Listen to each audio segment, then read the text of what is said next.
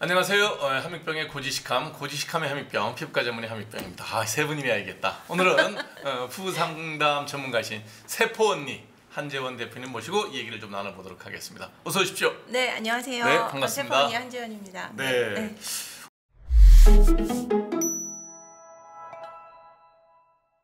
왜 세포 언니예요? 이공계 전공하셨어요? 아닙니다. 그거 아니고요. 세포가 몸속에서 막 움직이는 이유가 네. 행복해지려고 그런다는 얘기를 제가 어디서 들었거든요. 네, 모든 생물의 본능이죠. 그렇죠. 네. 그래서 세포의 완전체인 인간이 좀 행복해져야 된다. 사람들을 행복하게 돕고 싶다. 그래서 세포 언니로 지었고요. 네. 인간이 행복하려면 네. 구성 세포 하나하나가 다 행복해야 된다. 네. 맞는 말씀이죠. 네. 네. 오늘 주제는 제가 여성 심리 상담, 부부 상담 전문가를 모셔놓고 네. 여자분이 흉 좀 보려 그래요. 네. 네, 저는 맨날 동치미 가면 남자들이 이렇게 당하는 대상이잖아요. 네, 보고 있습니다. 네, 네. 세상의 모든 가정의 불행은 남자 잘못으로 몰아가는데 살아보니 꼭 그건 아닌 것 같아. 억울한 남자들의 마음을 위로해 줄 수 있게끔 네. 나쁜 여자, 나쁜 안사람, 와이프도 네. 있는 것 같아. 네. 그래서 오늘은 거기에 대한 얘기를 좀 나눠볼까 하는데요. 실제로 상담하다 보면 시어머니가 상담하러 오시는 경우 있나요? 시어머니가 못 살겠다. 있습니다. 있고요. 네. 시어머님이 오시기도 하고 며느님이 오셔서 시어머님과 함께 상담을 신청하기도 합니다.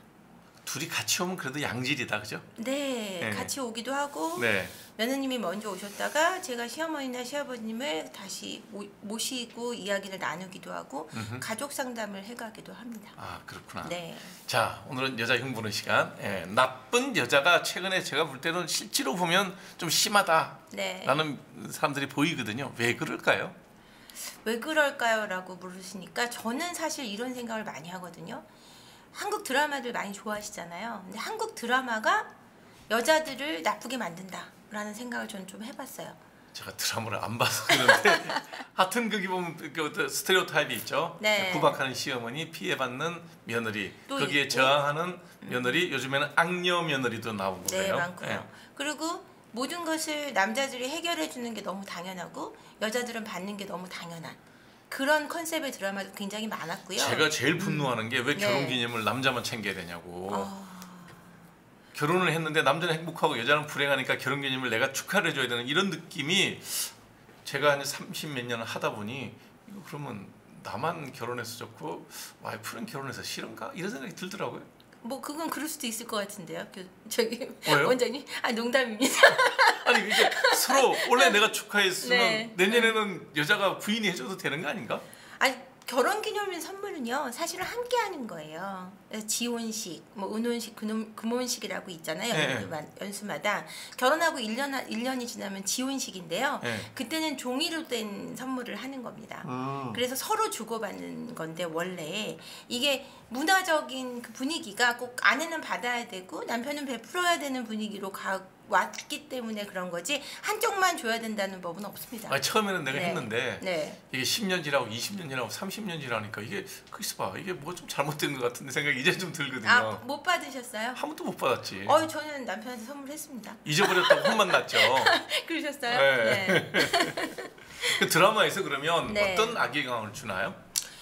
우선 여자들은 받아야 되고 남자들은 줘야 된다라는 부분도 있고요. 그래서 여성분들이 보시면은 시어머니를 굉장히 나쁘게 그리잖아요. 항상 드라마에서. 시어머니는 무조건 나쁘죠. 악녀예요. 예, 악녀고 김치 싸대기 때리고 막 이러잖아요. 거기 한번 역할 맡은 네네네. 분들은 늘 그냥 독한 시어머니 그렇죠. 이렇게 인상이 확 굳어버리죠. 그래서 뭐 악역하면은 뭐 시어머니 역할 많이 하시는 분이 나오시기도 네, 하고 막 네. 이러잖아요. 그런 분위기도 사실은 잘못 몰아가고 있는 분위기가 되기도 하고 네. 또 너무 여자들은 약자고 남자들은 베풀어야 되는 이 구조가 여성분들이 항상 내가 약자고 피해자고 받아야 된다라는 의식 속에 지내게 되기도 하고요. 그다음에 부모님의 영향도 굉장히 큰 것 같습니다. 저희 그 윗세대들 어머니들은 항상 남편한테 이렇게 시달리는 분위기였잖아요. 아니 시달렸어요 내가 봐도. 그쵸. 우리 어머니 기억나시죠? 네. 그러다 보니까 엄마가 그렇게 살지 마라라는 얘기를 하시는 경우도 많지만 부모님들이 엄마들이 딸들이 엄마처럼 살지 않을 거야라는 얘기를 많이 하게 돼요. 근데 그게 딸만 키우지 않고 아들도 키우거든요. 네. 저는 그걸 보고서 나는 어른 되면 절대로 저런 남편 되지 말아야 되겠다는 생각을 많이 했어요. 그래서 자발적으로 바뀐단 말이죠. 안 그런 쪽으로요? 그러니까 이제 뭐 무거운 건 당연히 내가 드는 거고 그 너무 집안일에 여자가 매 있는 것도 안 좋고 그러니까 일할 수 있으면 일해라 그러고 그러니까 비슷하게 대등하게 산다고 생각을 하는데 그는 원장님 같은 남자분들이 많으면 그렇겠죠. 우리 근데 세대는 대부분 다 그렇게 변했다고 저는 보거든요. 아. 다 부인들한테 기본적으로 아주 뭐 서양 사람 매너 좋은 같이 문 열어서 이러지는 않지만 배려가 되게 많아요. 뭐 남성분들은 그렇게 생각할 수 바깥분도 있을 그렇지 거예요. 않아요? 저희 바깥분이요? 네. 그랬었던 것 같기도 하고. 그러니까 이게 분명히 남자는 바뀌었는데 여자는 네. 점점 이렇게 뭐라 그러지 엄마 세대 받았던 그 핍박 거의 핍박 수준이야. 내가 봐도 시어머니한테 받는 거 시댁 식구한테 받는 걸 보면 이건 거의 느낌에는 정말 이 주종 관계가 명확한 그런 관계였기 때문에 나는 그러지 않겠다. 우리는 바뀌었는데 남자는 여자는 거꾸로 이제는 남자를 너무 갉아뭉개는 느낌이에요. 갉아뭉개는 분들도 있죠. 그러니까 그게 있습니다. 나쁜 여자잖아요. 네, 제가 상담을 하다 보면은요, 원장님 이런 게 있어요.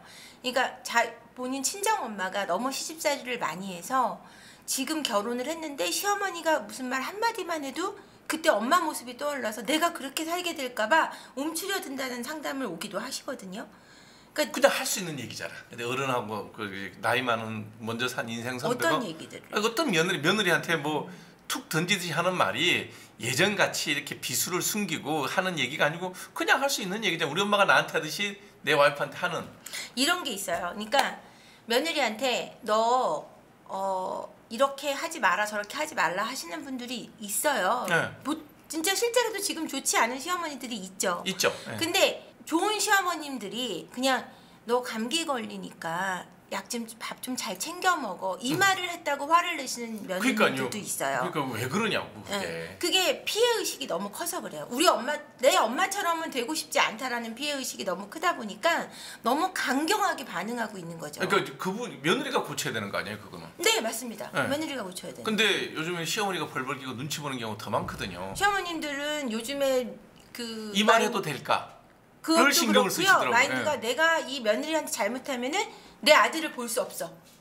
내 아들을 잘 보려면 며느리랑 잘 지내야 돼. 맞아요. 이런 사고가 이제 또 되게 뿌리 많아요. 깊더라고요. 네, 손주 얼굴 좀 보려면 맞아요. 며느리랑 잘 지내야 돼. 맞아요. 네. 제가 지금 실제로 상담하고 있는 것 중에 하나가 아기를 안 낳는 부부가 있어요. 그래서 아기를 왜 안 낳냐라고 남편분한테 물어봤더니 결혼한 지 한 8, 9년이 됐는데도 아기를 낳고 싶은데 아기를 못 낳고 있다. 왜 했니? 내 와이프가 엄마랑 사이가 안 좋아서 아기를 낳으면 절대 우리 엄마한테 보여주지 않겠다 그래서 아기 낳을 자신이 없다는 거예요. 이 남편분이. 그 정도 되면 이혼하는 게 낫지 않아요? 저도 그렇게 권해드린 경우도 있죠. 근데 아내를 사랑하는 건 사랑하시는 거예요. 근데 아이를 낳으면 더 우리 엄마랑 사이가 문제가 될까봐 아이 낳기를 겁내하는 거죠.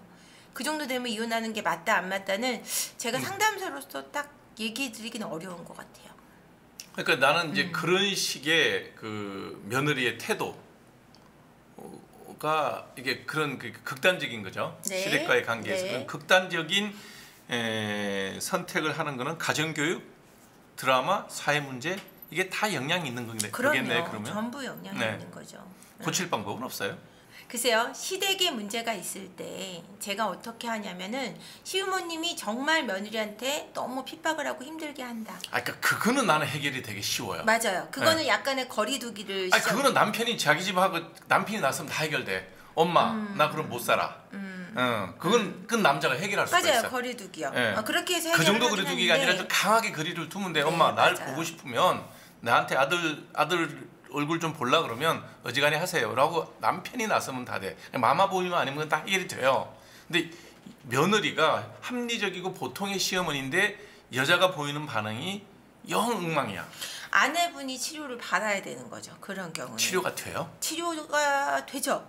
됩니다. 되긴 하는데 그게 치료를 받아야 될 부분이라고 생각하기보다는 그게 아니라 나는 시댁하고 인연을 끊어야 편할 수 있어. 이렇게 극단적으로 생각하기 때문에 치료를 받으려고 안 한다는 문제점이 있죠. 우리 정신과랑 비슷하구나. 본인이 네. 환자가 아니라 그러니까 문제. 맞습니다. 네. 혼자가 그러면 아니라고 얘기하죠. 네. 이제 결국은 남편이 가운데 끼어 있으니까 남편이 네. 상담을 데리고 오겠네요.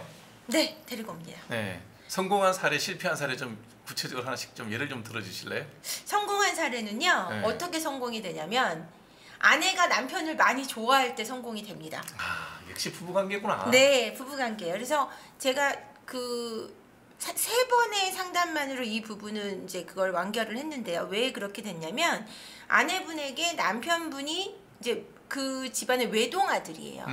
외동아들인데 이 며느리 쪽이 되게 집이 부유한 거예요. 남자 쪽보다. 네. 그러니까 결혼을 해서 집도 아내가 해갖고 오고 이랬으니까 이 시댁에서 놀러 올 때 허락을 받아야 돼요. 아내의 허락을. 이 과정 속에서 또 이 아들이 그래도 좋으니까 우리 애기들을 보여주고 싶으니까 엄마 아빠가 올 때는 네가 놀다 와. 내가 엄마 아빠랑 애들을 볼게. 이런 걸 했는데도 자기는 시부모님이 온다 그래서 집에서 나가고 싶지 않다는 거예요. 그러니까 안 왔으면 좋겠다는 거예요. 그래서 그런 얘기를 하다가 이 남편네 엄마 아빠의 관계의 특수성을 찾는 거죠. 어느 정도 친밀한지에 대해서 그거를 그 상담을 해서 그 친밀도가 어느 정도인지를 제가 얘기를 해드립니다. 그래서 지금은 30대 이 부부에게 40대가 됐을 때 남편이 아내에게 돌아설 수 있다라는 점을 아주 간곡히 설명드려요. 아, 너 그런 식으로 살면 10년 뒤 네 인생이 꼬인다. 그쵸? 그때는 애들이 좀 크고 그러면 남편이 아내를 부모로 선택하고 아내를 버릴 확률이 훨씬 높아지거든요. 그렇죠. 예. 그 왜냐면 정도까지 부모가 가면? 약해지고 예, 그럼요. 그렇게 하면 이제 아무래도 이제 좀 신경이 더 많이 가죠. 네. 예. 그래서 그 얘기를 하고 그렇게 됐을 때 사이가 정말 나빠질 거고 그렇게 되면은 애들도 포기할 남편이 아니고 애들을 데리고 아들만 둘인데 애들을 데리고 이혼을 선택할 확률이 높은 남성이다. 또 검사 같은 것도 해가지고 예. 그런 걸 때 수치로 말씀을 드려요. 그래서 그 케이스는 아내분이 좋다. 시어머니 시아버지한테 잘하겠다. 이렇게 마무리가 됐습니다. 아니, 미래의 그 예정된 불행을 보여주네요. 네. 그리고 그게 정말 맞는 얘기고요. 근데 그 며느님은 그래도 합리적인 네, 분이네요. 남편을 정말 좋아하니까. 좋아하고 네. 가정을 잘 지키려면 내가 지금 싫어도 참고 노력을 하겠다는 생각을 하는 분이네요. 네, 그러니까 시댁에서 오면 지방 멀리서 오는데도 잠을 못 주무시고 가는 거예요. 아들 집에서조차 왔다가 3시간 만에 가야 되는 거예요. 지방에서 5시간 와가지고 며느리가 싫어한다고. 그래서 결과는 잘 됐나요? 그럼요. 두 분 아유. 굉장히 사이 좋아지셨죠. 남편분한테 남편분한테 시댁 어른도만 하룻밤씩 자고 가고. 네, 그래서 남편분한테 제가 얘기를 해드렸죠. 제가 그런 얘기를 아내분하고 했는데 어떻게 생각하냐면 맞다고. 자기는 그때가 되면은 아내를 저버릴 생각도 있다고 진짜 얘기를 하시는 거예요. 애들 어느 정도 성장하면 네, 뭐 상관없죠. 계속 이런다면 우리 부모님한테 자기 부모님이 이렇게 소중하다 이렇게 얘기를 하더라고요. 그래서 그런 얘기를 두 분이 나눌 수 있도록 해드리고 평화롭게 이제 해결이 됐는데 해결이야. 혹시 네. 그 며느님이 10년 뒤에 남편한테 복수하지 않을까? 그러진 않으실 거예요. 아니, 두 분 아니, 서로 그러겠죠. 사랑하시는 게 보이거든요. 예. 또 안 좋은 케이스는 제가 실패했던 케이스는 결국은 이혼을 했는데요. 이 아내분이 돈에 있어서 욕심이 너무 크신 분이에요. 그래서 시댁에 남편이 연봉이 1억이 훨씬 넘는데 1억 5천 가까이 되는데도 한 달에 1,000만 원 이상 소득이 있다는 그쵸. 얘기네요. 그거를 받아오면 남편한테 딱 30만 원을 주는 거예요. 돈을 네? 모아야 된다. 이렇게 해가지고. 돈을 모아도 되지만 1,000만 원 벌어놓은 남편한테 용돈 30만 원이라고? 근데 문제는요. 여기서 이제부터 시작입니다. 본인은 액세서리도 다 명품이에요. 에이, 그리고 진이고 가방도 다 명품이에요. 부모하고 얘기가 끝도 없어요. 그냥 그건 바로 이혼해야 돼. 근데 그 정도가 문제가 아니고요. 더 심각한 거는요. 이 남편이 30만 원을 받아서 시댁에 샴푸를 2만 원짜리를 보내줍니다. 네. 그리고 액정 필름 1만 원짜리를 네. 3만 원을 시댁에 보냈다고 난리를 피우고 남편을 끌고 상담을 옵니다. 저한테. 여성분이 네. 여성분이 온 거예요. 3만 원어치나 시댁에 해줬다. 근데 본인이 하고 온 건 엄청난 브랜드의 액세서리와 이미테이션 아닐까요? 이미테이션 아닙니다. 아니, 저도 보시면 그 금방 알죠. 정도는 봅니다. 네. 그래서 뭘 상담이 필요해요? 바로 이혼하는 게 낫지 않아요? 그래서 그거를 제가 한 6회에서 10회 정도 상담을 했는데 6회에서 10회 사이를 했던 것 같아요. 했는데 이 여자분한테 굉장히 많은 얘기를 해드렸어요. 결혼한 지 한 3년 차 되신 부부였고 아이가 다행히 없었어요. 그래서 다행이다. 시댁에 그렇게 하면 안 되는 이유, 그 다음에 샴푸를 2만 원어치 보낸 게 문제되지 않는 이유, 그리고 본인이 얼마나 큰 문제인지를 제가 좀 얘기를 해드렸어요. 그러면 사태지라고 싸우지 않아요? 아니요, 저는 싸우지 않는 방식으로 좋게 잘 전달을 해드립니다. 그래서 얘기를 잘 해드리고 이랬더니 그걸 수용하시면서 이제 그래서 남편하고 이혼하고 싶지 않으니까 살아가시겠다고 했는데, 얘기를 쭉 들어보니 시댁에 가서 3년간 단 한 번도 설거지를 한 적이 없고, 시어머님이 혼자 설거지를 하고 있어도 시어머니가 부르면 대답을 안 하고 작은 방 들어가서 잠을 자버린다는 거예요. 아, 그 여성분이 본인이 돈을 버는 건 아니에요? 본인은 전업주부예요? 아빠 회사에서 일을 합니다. 그래도 이런 거는 지 돈 벌어 지가 썼겠다고 생각해야 되겠죠? 아닌 것 같아요. 그럼 남편이 한 달에 1,000만 원 벌어주는데 30만 원 주고 3만 원 샴푸 사줬다고 그 날 뭐 이렇게 하는 그런 여성이 지는 여기다 명품을 둘러요? 네. 그 남자는 그 여자랑 왜 산대요? 사랑했으니까 결혼했고 결혼에 대한 책임을 지려고 노력하는 건데, 책임은 이미 다 졌는데 사는 거 보니까 영 내가 볼 때는 말 듣는 순간 이것만 해도 그냥 빨리 헤어지는 게 답인 것 같은데. 결국은 이혼을 했는데, 네. 이혼은 어떻게 됐냐면 이게 더 재밌습니다. 나중에 제가 연락을 받았어요. 남편분한테도 이게 계속되면 이혼해야 된다라고 제가 말씀을 드렸고, 그게 좋을 것 같다고 말씀드렸어요. 왜냐면 부모님이 너무 좋으신 분들이거든요. 그래서 너무 안쓰럽다. 본인 생각은 어때서 끝까지 노력해보고 안 되면 본인도 생각이 있다 그랬는데, 어느 날 아내분이 집안에 있는 모든 가전집기를 가지고 모든 걸 가지고 이삿짐을 날라서 도망을 가십니다. 그러니까 이 여자는 남자를 노예를 하나 고용을 한 거구나. 그렇죠. 돈 벌어오는 노예로. 네. 네. 네. 그래서 친정에도 많은 문제들이 있는데 그 문제를 좀 장남이니까, 그러니까 장남이 아니라 큰 사이, 맞사이니까 그걸 모든 걸 책임져주고 있었거든요. 그래서 친정의 어려움을. 근데 그러니까 자기가 좋은 건 다 취하고 나쁜 건 다 버리려고 하는 그런. 정말 나쁜 여자네. 정말 나빴죠. 제가 본 케이스 중에 가장 안 좋았던 것 같습니다. 그래서 결국은 이혼할 수밖에 없었고. 우리 그런 걸 그냥 그치 말로 도둑 X라 그러죠. 아. 그러니까 남자도 이런 피해자가 많아요, 그죠? 많습니다. 근데 제가 진행하는 우리가 출연한 동치미는 남자만 나쁜 사람으로 나온단 말이에요. 남자만 나쁘다라는 거는 이런 것 같아요. 여성분들은 이제 내가 뭐 힘이 약하고 이러니까 내가 보호받는 게 당연하고 이런데, 남자들이 많은 걸 해결해주지 않는 것만으로 나쁘다라고 얘기하는 것 같아요. 근데 그렇죠, 맞아요. 사람을 도구로서 쓰면 안 되는데, 여성분들은 남편분들을 도구로서 생각하시는 분들이 많으면서, 맞아요. 예, 남자들이 그러면 굉장히 나쁜 X, 여자가 그러면 그래 그럴 수 여자니까 있어. 그럴 수 있어. 그러니까 이런 분위기 자체가 저는 좋지 않다고 생각해요. 균등하거든요, 사람은. 맞아요. 그래서 네, 그러면 평등하고. 네. 결혼한 사람들은 나중에 좀 해결하더라도 데이트하는 과정 중에 어떤 낌새가 있잖아요. 여자들. 남자들 입장에서 남자 편 좀 들어주세요. 네. 남자들이 이런 여자를 만났는데 몇 가지 이상한 낌새가 있을 거라고. 아까 했던 자기 명품 두르고 그 전자레인지까지 들고 가는 여자가 데이트할 때는 멀쩡하진 않았을 거라고요. 뭔가 낌새가 있죠. 있죠. 이런 여자들이랑 만날 때 그런 행위가 반복되면 빨리 손절해라 라고 우리 착한 젊은 미혼 남성들한테 해줄 수 있는 얘기 뭐가 있을까요? 일단 저는 물건에 목숨 거는 여성분들이잖아요. 명품에 목숨 거는 여성들은 좀 피하는 게 좋다라고 생각해요. 그리고 밥값을 내가 계속 내는데 계속 커피만 사는 여성분들, 커피라도 사면 다행이에요. 근데 커피까지도 항상 남자가 사게 하시는 분이 있어요. 그러니까 얻어먹는 게 그쵸? 아주 체질화된 여성. 그렇죠. 그리고 나는 꾸민비라는 게 있기 때문에 네가 다 내는 게 당연해. 나는 만나주잖아 라는 이미지를, 그 분위기를 풍기시는 분들은 좀 멀리 하시는 게 좋고요. 우리 내 마음에 드는 그런 외모를 그럼요. 갖춰도 사실은 모든 인간관계는 주고받는 관계라고 저는 생각해요. 그게 물질이 아니어도 마찬가지. 마음을 주고받기도 하고요. 눈빛을 주고받기도 하고요. 이런 것들이 중요한데, 받기만 하는 사람들, 테이커라 그러죠. 그런 대상은 저는 남자고 여자고 피해야 된다고 생각합니다. 결혼을 하고 나면은 외모는 1년 가고 성격 3년 가고 요리 솜씨 30년 간다는 얘기 그거 있습니다. 정확한 얘기예요. 그러니까요. 네. 그러니까 남자는 밥 잘해주면 기어들까요?